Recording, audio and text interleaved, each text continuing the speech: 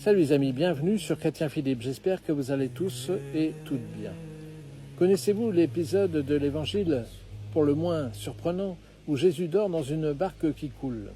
L'attitude de Jésus n'est pas anodine. Que doit-on discerner? Lecture de l'Évangile selon saint Matthieu, chapitre 8, versets 23 à 27. En ce temps-là, Jésus monta dans une barque, ses disciples le suivirent. Et voici que la mer devint agitée à tel point que les vagues recouvraient la barque. Mais lui dormait.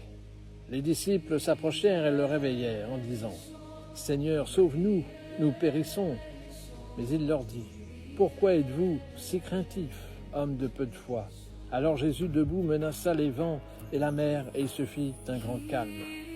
Les gens furent saisis d'étonnement et disaient « Quel est donc celui-ci pour que même les vents et la mer lui obéissent ?»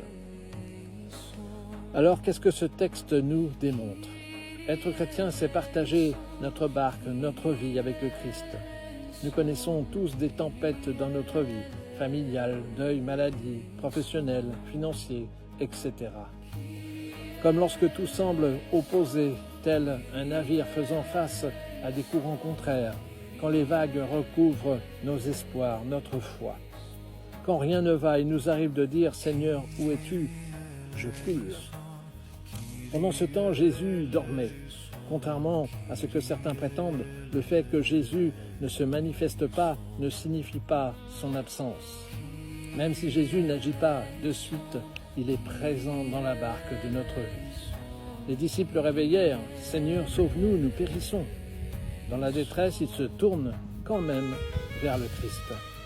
La foi n'est pas une assurance anti-épreuve, anti-doute, mais savoir vers qui courir lorsque les épreuves semblent insurmontables. La foi ne supprime pas les tempêtes, mais aide à les traverser avec le Christ. Jésus leur dit « Pourquoi avez-vous peur, hommes de peu de foi ?» Résumé de l'homme qui ne croit que ce qu'il voit. Puis Jésus menaça la mer et le vent, et il se fit un grand calme, un grand silence. Le Christ manifeste ainsi sa souveraineté. Laissons-le pacifier notre vie. Jésus ne calme pas seulement la mer et le vent, il veut d'abord apaiser le cœur de ses disciples. Avec le Christ, la paix est plus forte que les tempêtes ou les épreuves. Aucune épreuve n'est plus forte que la présence du Christ dans notre vie, dans notre barque. Voilà, j'espère que cette petite réflexion vous a été profitable. N'hésitez pas à vous abonner, à partager cette vidéo, à me faire part de vos commentaires éventuels. Vous pouvez désormais nous rejoindre sur notre page Facebook intitulée Chrétien Philippe. Et en attendant le plaisir de vous retrouver, je vous dis à bientôt et surtout, soyez bénis.